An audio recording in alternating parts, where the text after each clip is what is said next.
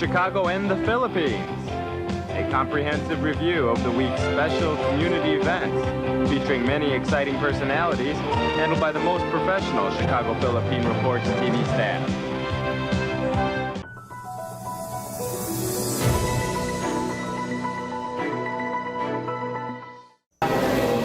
Starting February 1, international Filipino and foreign travelers will no longer be required to undergo mandatory facility-based quarantine upon their arrival to the Philippines, as long as they are already fully vaccinated against COVID-19. This after the decision of the IATF to further loosen testing and quarantine protocols for fully vaccinated travelers. The country's COVID-19 task force is also temporarily suspending its red, yellow, and green list classification of countries, territories, and jurisdictions. Upon arrival, they shall no longer be required to observe mandatory facility-based quarantine, but instead shall self-monitor for any sign or symptom for 7 days, with the first day being the date of arrival. They shall also be required to report to the local government unit of destination upon manifestation of symptoms, if any. Inuulit ko po, ito ay para sa mga fully vaccinated international arriving passengers. Nograles says travelers are still required to present a negative RT-PCR test result taken 48 hours from their departure to the Philippines, as well as proof that they are already fully vaccinated against COVID-19.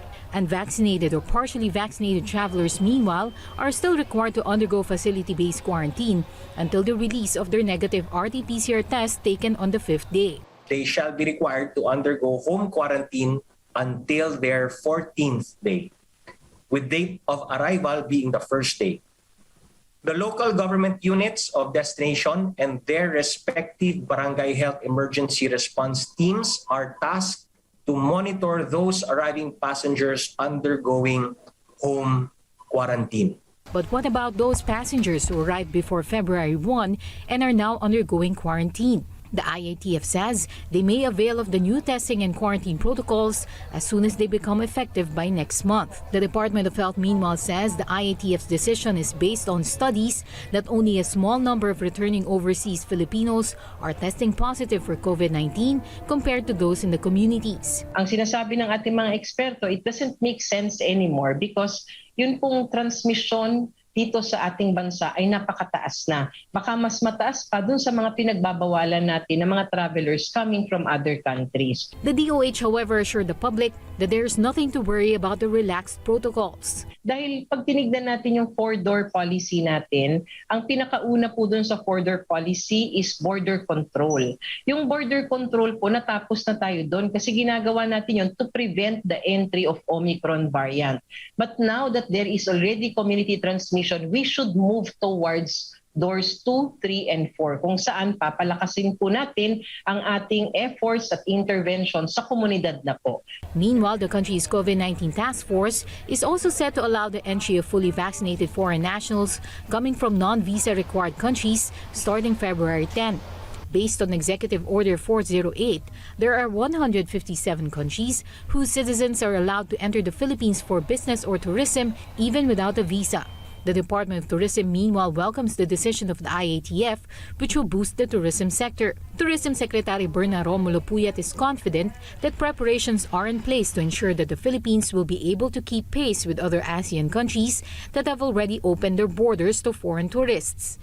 The Philippines will no longer allow the entry of unvaccinated foreign nationals in the country by February 16. Meanwhile, Foreign National Task Force consultant Dr. Tony Liachon expressed his surprise over the new quarantine protocols, calling them too aggressive and too soon, especially as the country is still experiencing a surge in COVID cases. Kasi if in the past na mahigpit tayo, napasok pa tayo, ngayon pa kaya mas maluwag tayo, tapos in the middle of a surge, then we will do this. Sa akin, but we might buy time. I just hope that they succeed in this one in order to, perk up the economy. But sa akin lang, baka dapat pag-isipan ng konti muna, the loopholes and the leaks are actually addressed before you roll it out. Get ready for the ultimate in fresh produce, barbecue, seafood, sushi, and more. Meals made easy. Kimchi with wow. Our dishes make you a star. H-Mart.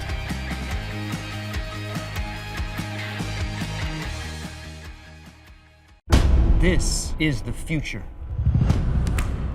Forget what you know about currency, commerce, investment. The age of Bitcoin is upon us. And now anyone, anywhere can turn cash into crypto with a coin flip ATM. Booyah. With low fees and 24/7 support, CoinFlip makes crypto so flippin' easy. Go to coinflip.tech to find an ATM near you. ViaTimes, vital news, vibrant views for the Filipino Asian communities in Chicago. ViaTimes for your most interesting and exciting reading and your party coverages. ViaTime has very interesting columnists. You name it, ViaTimes has it. Law, Filipino news, dentistry, immigration, humor, serious opinions, health, beauty, mysticism, Bata Corner, showbiz, and intelligently written editorials. Call ViaTimes at 773-866-0811.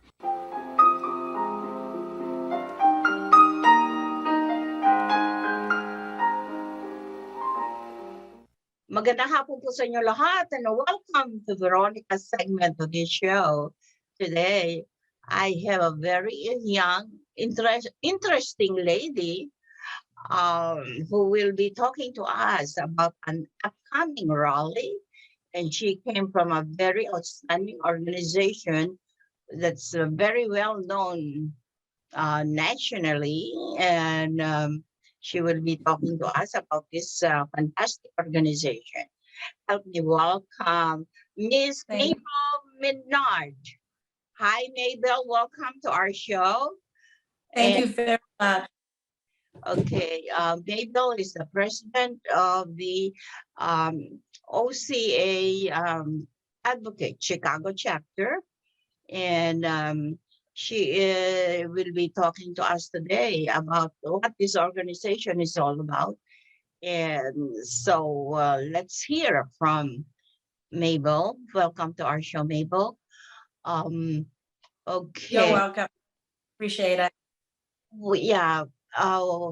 For our viewing audience, many are not familiar with the OCA Advocate of Greater Chicago chapter. What is the OCA all about? So OCA is a national nonprofit organization based in Washington, D.C. It was founded in 1973 as the Organization of Chinese Americans. But in 2013, we rebranded ourselves to OCA, Asian Pacific American Advocates, as we work with not just Chinese Americans, but Asian Americans, Native Hawaiians, and Pacific Islanders. So now we're actually called OCA, Asian Pacific American, OCA, Asian Pacific American Advocates. It's a mouthful. The Chicago chapter, because there are so many different Asian American organizations, we focus more on professional and leadership development, but we also work on civil rights and social equity as well. All right. You know what? I'm quite familiar with this organization. I ran across some of its past leaders before in the community. And it's intriguing, but you would think OCA used to stand for Organization of Chinese Americans before. That's what I thought. But now it was changed into something different. But also, you don't have a Chinese or of Chinese ancestry to be with the group, right? Is that so? You don't have to. Actually, a lot of our members are of different Asian ethnicities. We also have some members who are not of Asian descent at all. Yes, because I'm familiar with someone, Filipino, who became the leader of this group. at one time, long time ago. Maybe you were not born yet. Yeah, I was reading your bio, Mabel, and it is quite extensive and very impressive. My goodness, such a young lady, and she has. Can you please tell our viewing audience briefly what you have finished in your educational background? Sure. I have a bachelor's in social science from Radford University in Radford, Virginia, and a master's in clinical psychology, also from Radford. And I have an MBA from the University of Phoenix, and I was actually on my PsyD from the Chicago School of Professional Psychology. Very, very interesting. Okay. This organization, the OCA, for this month is starting, or they are organizing a rally. Right. This is a rally, which is called the National Asian Justice Rally. And it will be held at the end of the month. Oh, really? This week? It's like tomorrow. Yes.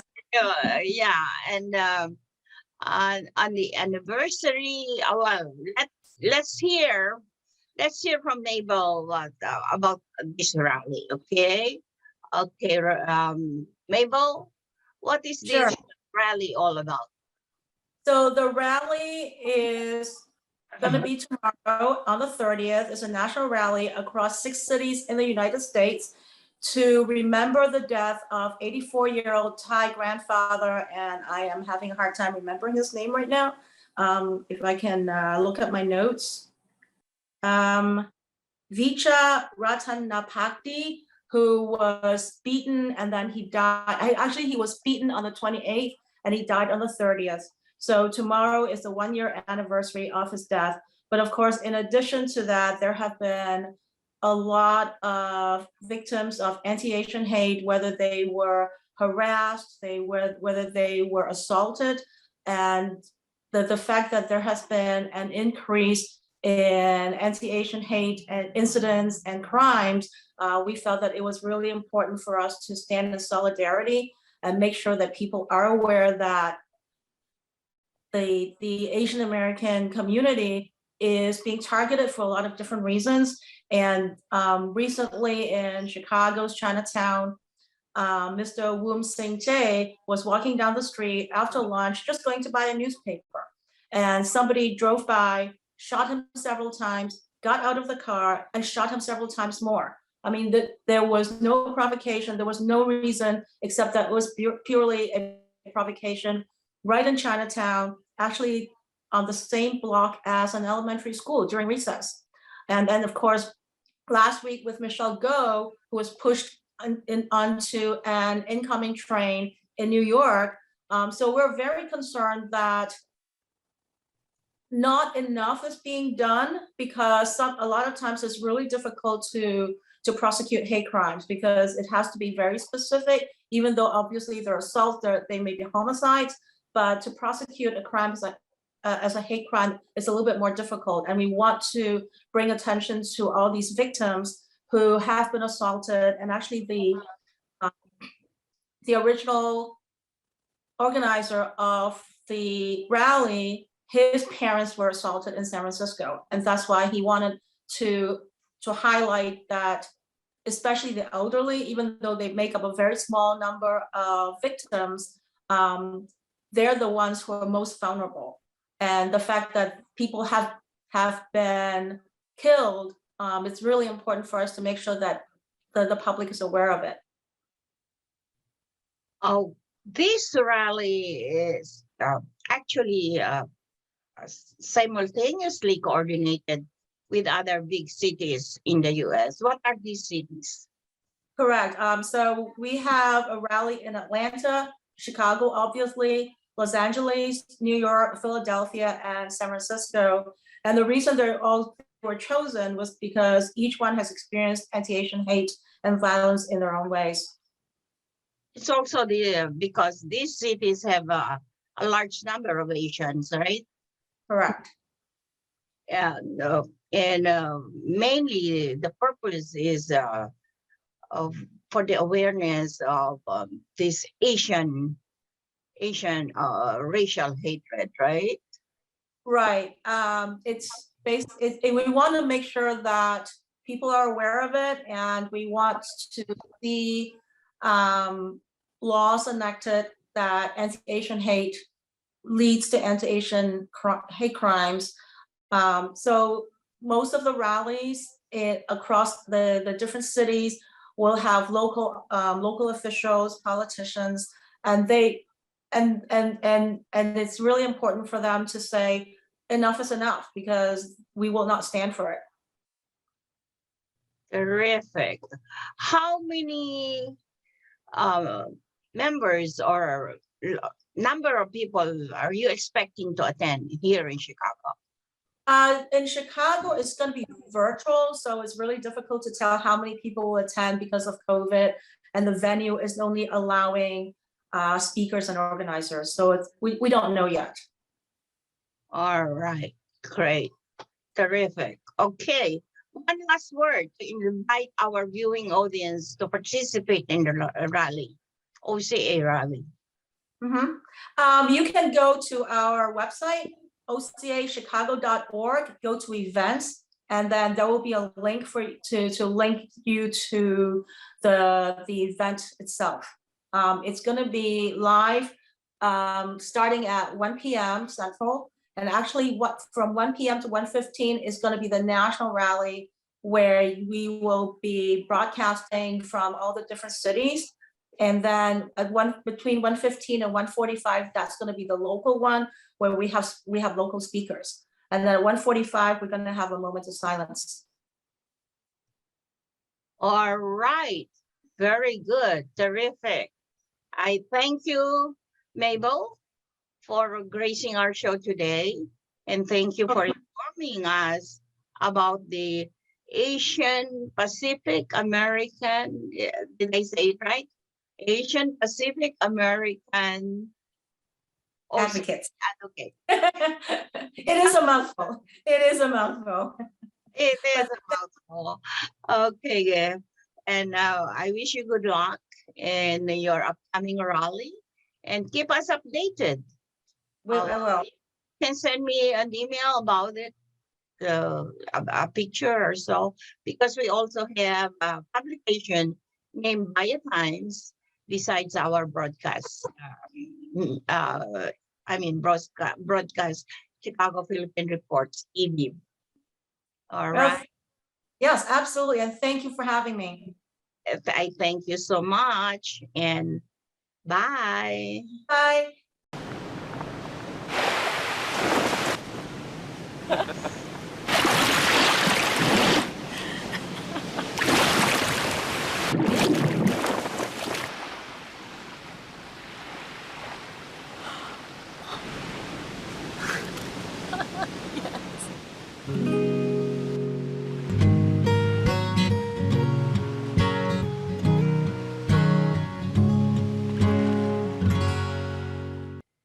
Magandang hapon po sa inyo lahat, and welcome to the Veronica segment of the show.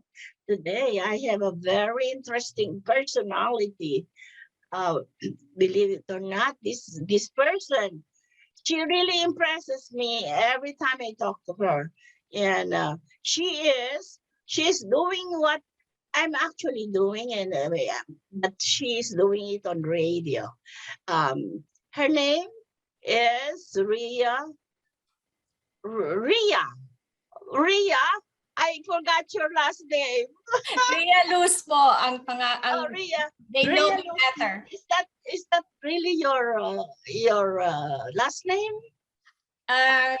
My real last name is Kulu, which is an African name, but my maiden name is Clemente, but my people know me more as Ria Luz.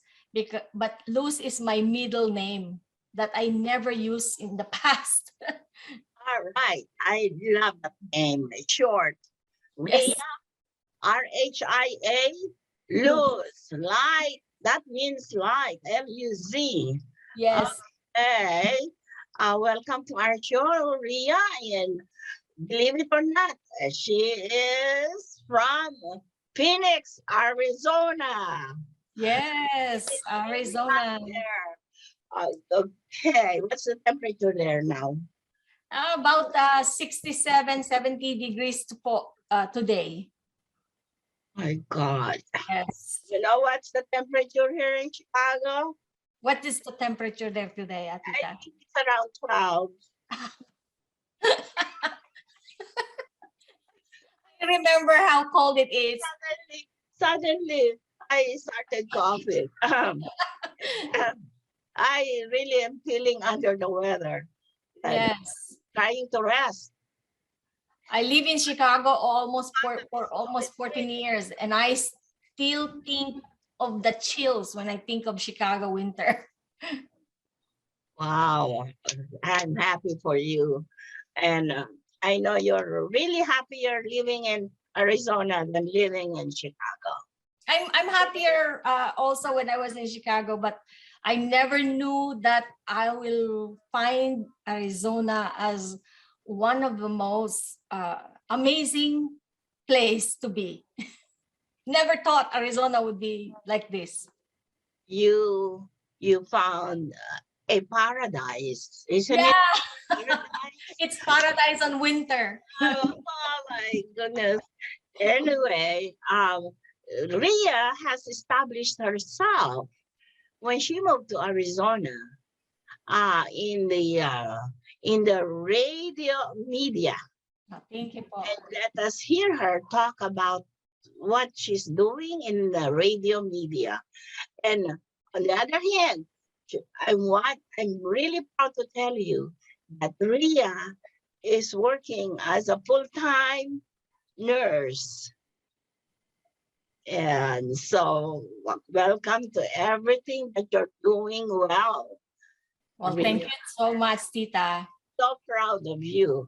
I'm very grateful po that we can converse and we can finally meet. As I was mentioning to you in the past, I live in Chicago for 14 years, and your name is always on top of every Filipino newspaper, the ViaTimes. And one day I was thinking, I wish I can meet this wonderful woman. And I have to leave Chicago for me to be able to meet you in person. I have to leave Chicago to meet me. Ria and I met where? I think we met through your sister, right? Yes. We met. I invited you when I came back to Chicago for our Women's Federation for World Peace convention, and you were so gracious to join us and meet the international vice president at the time in Chicago. And you're really involved, really actively involved with that one. Yes, and in fact, I owe a lot to Women's Federation for World Peace, which is I'm the chairwoman here in Arizona at this time, because through that organization, that's why I was able to realize my childhood dream of being a radio host. And I never thought it would ever happen to my life. It was just a childhood dream. But being the chairwoman of the Women's Federation for World Peace here in Arizona allowed me to network with many top radio hosts in the Spanish community. And they're the one who paved the way for me to be on radio and realize, wait a second, there is no radio show in the Filipino community in 2017. And so I asked the producer of Entre Mujeres Radio if they will open it up for us. And lo and behold, even without an experience, they trusted me, and the show is now 4 years. Together with the support of the community, we were able to keep the show going. Thank you so much. You're so good and so talented. Thank you, Tita. I'm just you didn't know at the time that you had a hidden talent. Thank you. It was I think it was something like when you're passionate about something, some as many said, work or do something that you enjoy doing, and then it will never be a job. And so for me, that's what being on radio. If I'm on the show, even I'm so tired, I am not feeling good, but when show it's time, you have to show up and smile. But and you can really get energized. That's for me. And also I really hope that the show can become a channel to become the voice of the Filipino here in our community here in Arizona. And in fact, I'm very proud because of the community and the committee of Buhay Buhay sa Amerika, which are the people behind and who are helping the show to keep going. We were able to even help those kababayan who were affected by typhoon, just as last year in 2021, the Typhoon Rolly and Typhoon Ulysses that hit Philippines. The show was able to help support more than $500,000 pesos were sent to Catanduanes and in Naga, as well as in Cagayan Valley, another organization together with Women's Federation for World Peace. We were able to send money also there. And just as yesterday, we were sharing on the show how the Plan for a Cause, which was led by our committee chair, Tetes Bailon of Arizona, she, together with all the rest of the Buhay Buhay sa Amerika committee, were able to raise more than close to, or I think by today, we made it to $6,000, which was sent to the Philippines. It just started from December 19, and until today, more than 400 families were supported and given food or rice and other goods, was all through the support of the community and the committee of Buhay Buhay sa Amerika. Even though I'm not directly involved, but having the Buhay Buhay sa Amerika become a vehicle to help others, it is a joy. And I think that's probably why God allowed us to keep going. Voice of America, right? Buhay Buhay sa Amerika. I mean, yes. But how do you send the money and the goods to the victims of the typhoon? Luckily, Ate Tess, last year we were able to have somebody from Catanduanes, the Vice President of Catanduanes State University, Dr. Marlene Panty, together with all her staff and volunteers, was able to disseminate everything.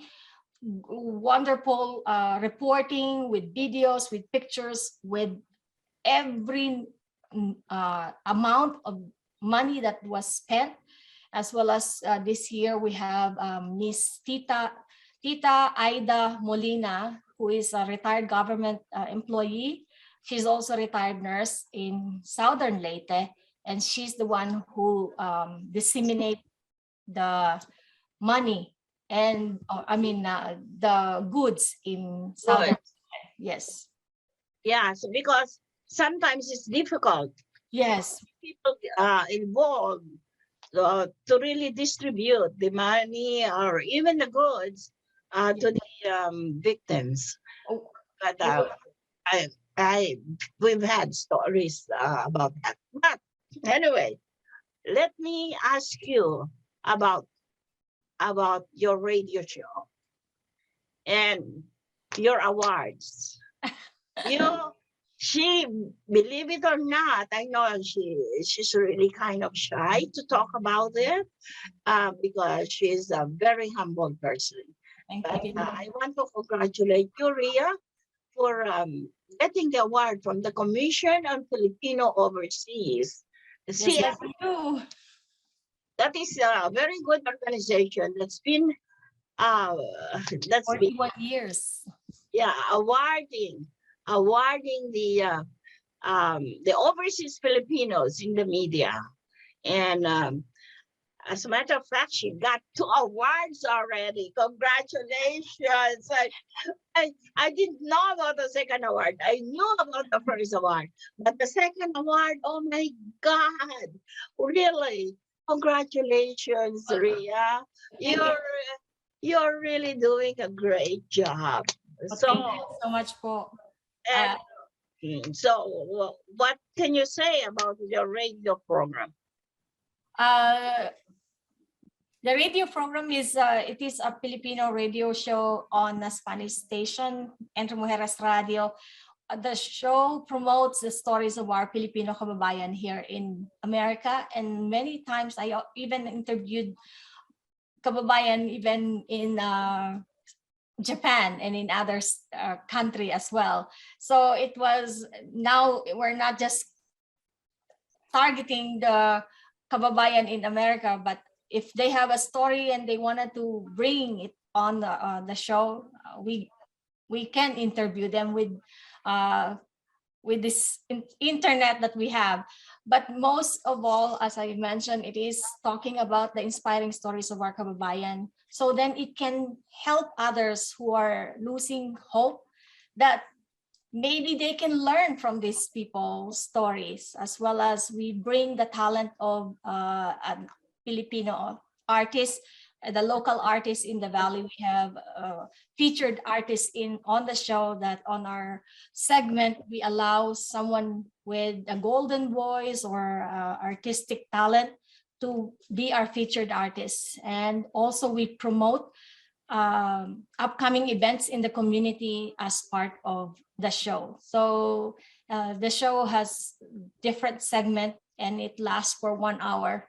And basically that's how the show is we played. But also whenever there is a calamity, if our community are doing something, we wanted to keep promoting that project or initiative, so then others will be more inspired to help our kababayan back home. Terrific. And the title of your radio program is Buhay Buhay sa America. Look, Yes. look at our logo in the backdrop. But Buhay Buhay, that's life. Yes. Life in America. Okay. Buhay is life in Filipino language. So, but It has, we like to repeat. yes. If we like it, we repeat it over and Yes. twice. Isn't that nice? Okay. It can also be buhay, na buhay. Buhay, right. It means it's very much alive. So it actually has a good meaning for both. Alive, really. Life is alive. Yes.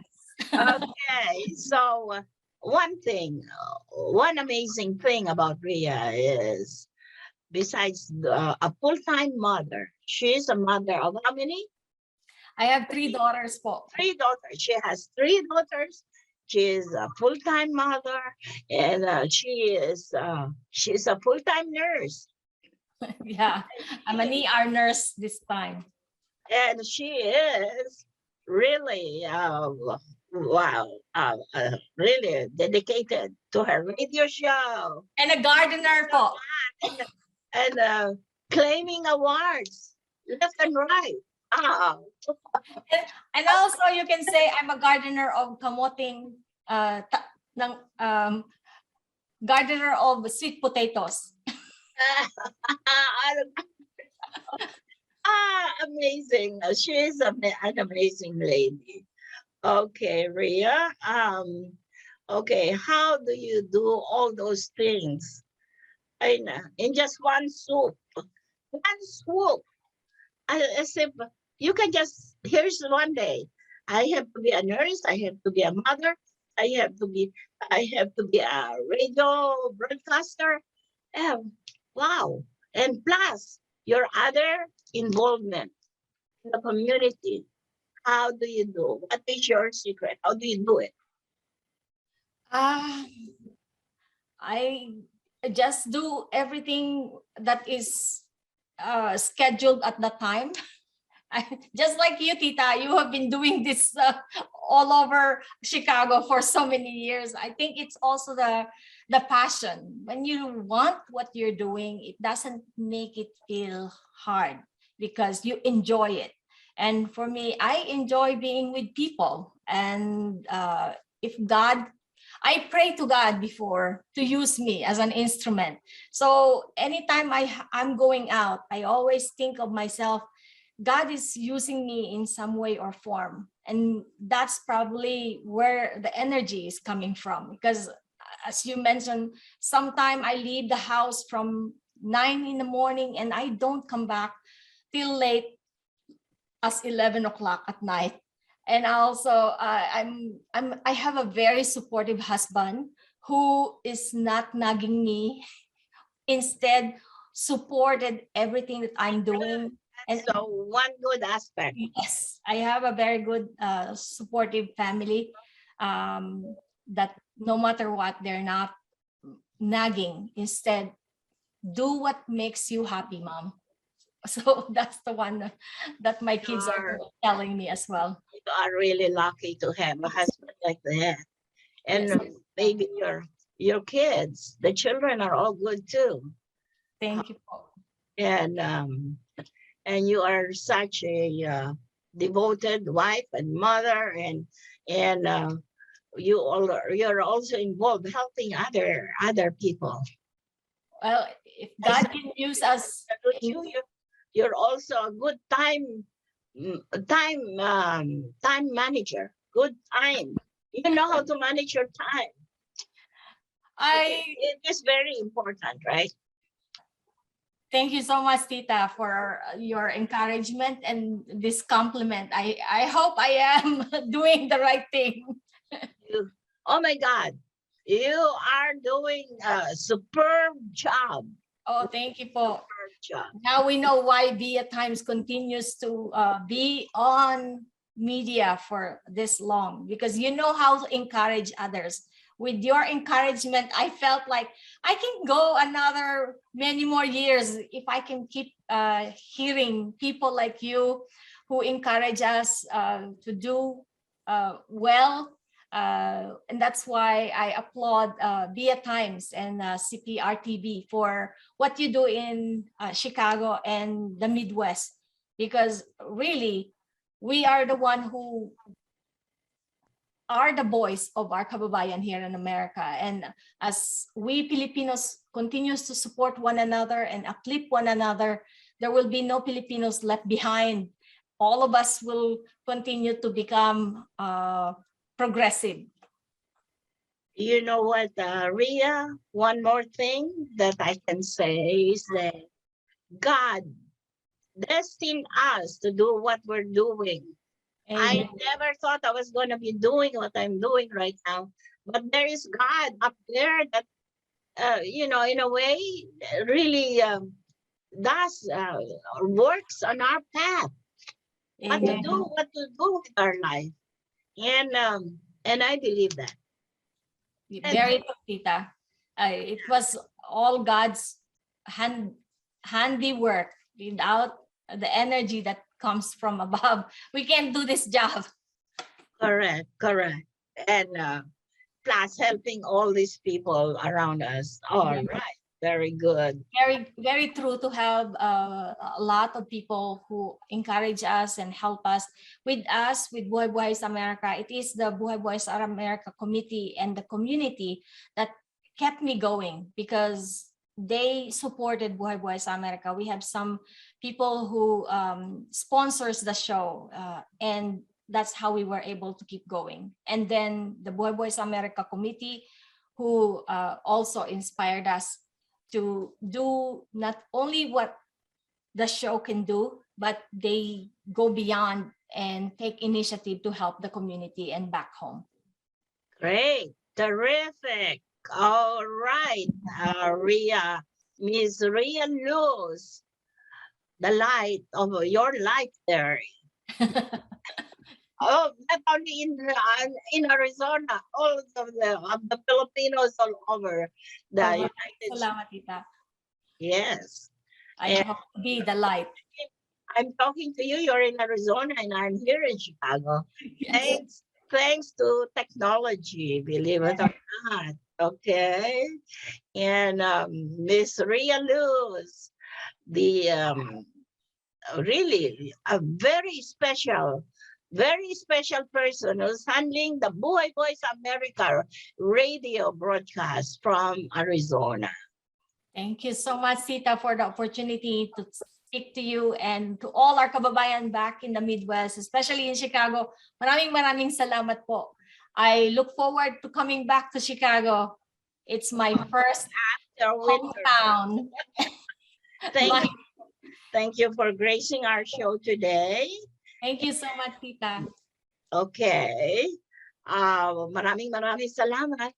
Yes. Bye. God bless you. Bye. Love you. Bye. Love you po. Bye.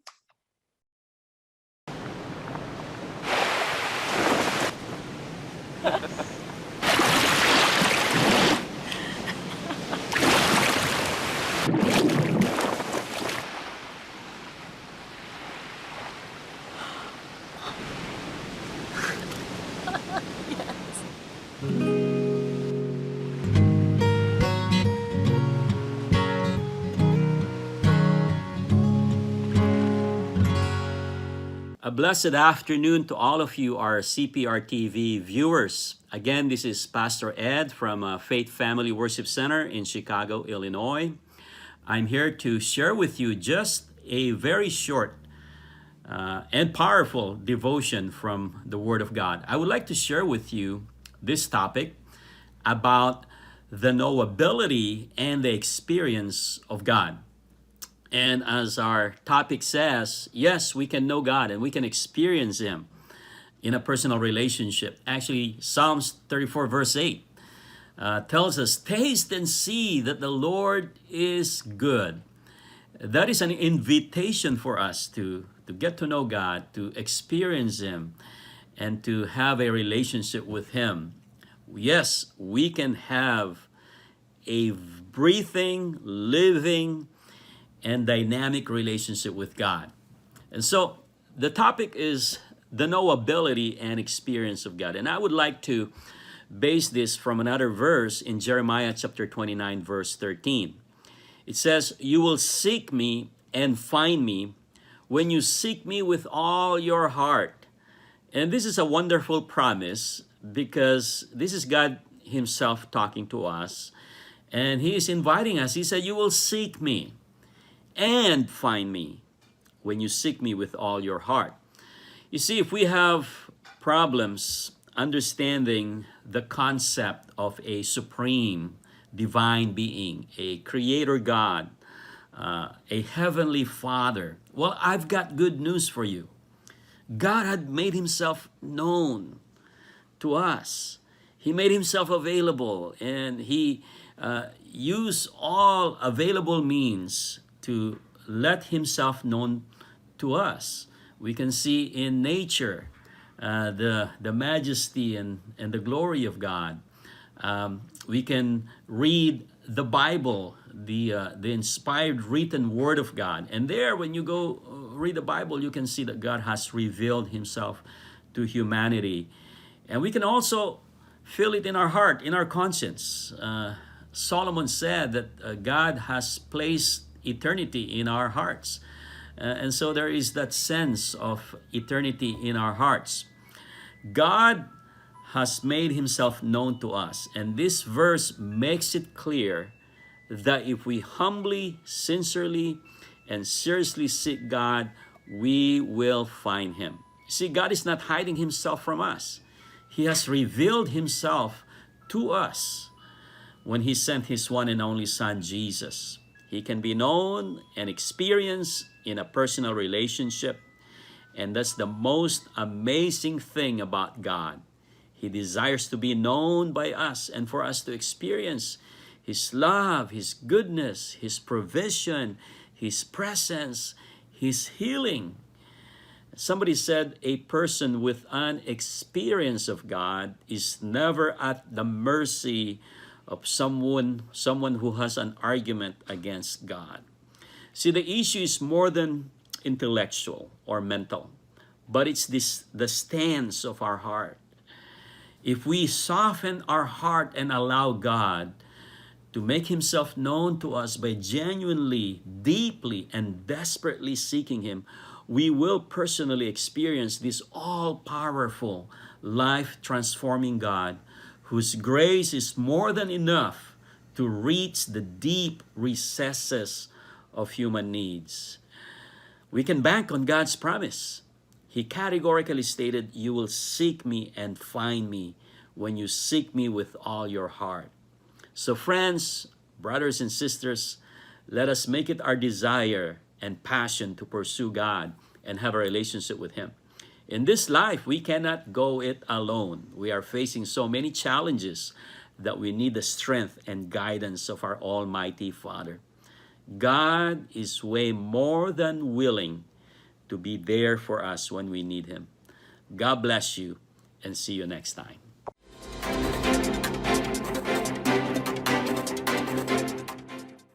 Good afternoon, this is Brigitte, Carino, Cueter, bringing you this week's local news from our community. The Biden administration is withdrawing its COVID-19 vaccination and testing regulation aimed at large businesses, following the Supreme Court's decision to block the rule earlier this month. The U.S. Department of Labor's Occupational Safety and Health Administration said Tuesday it will be withdrawing the vaccination and testing emergency temporary standard for businesses with 100 or more employees, according to a statement on the agency's website.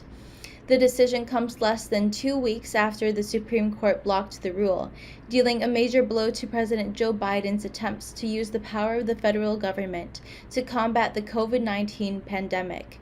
OSHA's regulation required businesses with 100 or more employees to ensure their workers are fully vaccinated or undergo regular testing and wear face coverings at work. A recent study from the United Kingdom found certain types of alcohol could impact how susceptible a person is to getting COVID-19. The study, published in the scientific journal Frontiers on January 3rd, found that people who drank red wine, white wine, and champagne were less likely to get COVID-19, while those who consumed beer, cider, and spirits in heavy amounts were more likely to become sick. This study included 473,957 subjects, 16,559 of whom tested positive for COVID-19. The study authors wrote, "Our study suggests that subjects who usually consumed red wine and white wine and champagne above guidelines and sometimes consumed 1 to 2 glasses per week fortified within the guidelines appear to have chances to reduce the risk of COVID-19. The Boss Network, an online community of professional and entrepreneurial women who support each other through digital content programs and event-based marketing, announces its Boss Impact Fund. It has been reported that the single greatest barrier to success for new businesses and startups is access to capital, and minorities make up less than 1% of founders that receive that investment. The Boss Impact Fund will focus on investing in Black women-led businesses and preparing these entrepreneurs to build scalable, growth-aggressive companies. Its goal is to raise investment funding for 500-plus Black women entrepreneurs over the next 3 years. As part of its efforts with the Boss Network is partnering with Sage, the global market leader for technology that provides small and medium businesses with the visibility, flexibility, and efficiency to manage finances, operations, and people for the launch of the Sage Invest in Progress grant program, a $1.5 million commitment over 3 years. Sage and the Boss Network are working together to remove the barriers that many entrepreneurs face by providing funding to support Black women entrepreneurs in the first 5 years of their business. The Illinois Department of Public Health, IDPH, continues to urge people to get vaccinated and boosted as it marks the 2-year anniversary of the first COVID-19 case reported in Illinois. 2 years later, IDPH is reporting more than 30,000 COVID-19 deaths in Illinois. On January 24, 2020, when we announced the first case of COVID-19 in Illinois, we were not imagining that 2 years later we would still be battling the virus with this ferocity, said IDPH Director Dr. Ngozi Ezike. While we still have seen the highest number of cases and hospitalizations throughout the entire pandemic this January, we are cautiously optimistic that those numbers will continue to decrease as quickly as they rose due to the Omicron variant. We have learned a great deal in the 2 years since the first case was reported in Illinois, and we continue to learn as this virus and its variants are constantly changing. We now have safe and effective vaccines. We have oral antiviral and monoclonal antibody treatments, and we know that proper masking, testing, and isolation and quarantine can help slow the spread of the virus. As COVID-19 evolves, so too will our recommendations and guidance. Our goal remains the same: to protect the health and safety of all Illinois residents as we explore how we will coexist with COVID-19. The opioid crisis continues to have a devastating impact on the health of our communities here in Cook County and across the U.S.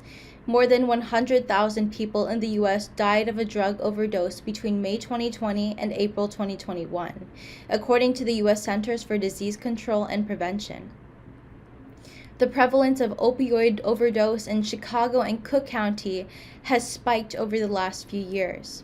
From January 2018 to December 2020, there were 4,283 opioid-related deaths in Cook County, with nearly 82% of those deaths from June 6 through December 23, 2020, showing the presence of fentanyl in their systems. The Cook County Medical Examiner's Office recorded a total of 1,840 opioid-related deaths in 2020. As of today, 1,602 opioid-related deaths have been confirmed for 2021, with 717 cases still pending review. That's all for today. Thank you for watching our news this week. This is Brigitte. See you next time. We would like to welcome all of you to Baladna Jewelry. We have a very big selection of 21 karat gold jewelry imported from the Middle East, from Dubai, Saudi, and Bahrain. And we have a very big selection of diamond. We offer free financing for 6 months, and we have a layaway system which you can leave your stuff for 3 months. We repair gold and we buy old gold. Welcome to Baladna Jewelry. Salamat po!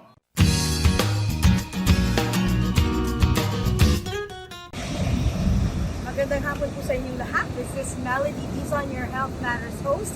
And folks, guess where I'm at? I'm in paradise. Yes, literally we do have paradise on earth. And currently at Oahu in Hawaii. That's how they say it, Hawaiian people, Hawaii. And staying at Courtyard Marriott. It's such a beautiful and heavenly place. I know that the weather out there is not the greatest, but you know, sometimes we have to unplug. I have to unplug and just come out and find my peace again and my soul and all that. So I know it's the start of the new year. There are a lot of things that maybe you have put on your list to do, to accomplish, and to make. The one thing maybe I want to impart to you is mental health, the importance of mental health. So mental health, as we know, is taking care of yourself first, priority. Prioritize your own happiness, prioritize your own peace. So not that you will be selfish, but there is such thing that we call self-preservation. There are things that we call self-love, not in a selfish way, but in a way that when you overextend your heart or your love or your care for someone, it doesn't do good to you, because then you also get depleted with everything that you got. You can't give what you don't have, is what they always say. So make sure that you keep your stores within, you know, your happiness, your peace, your contentment in life has to be at a certain level at least, otherwise it'll spill over, and anything that spills over, be it good or bad, will translate on how you're going to live your life.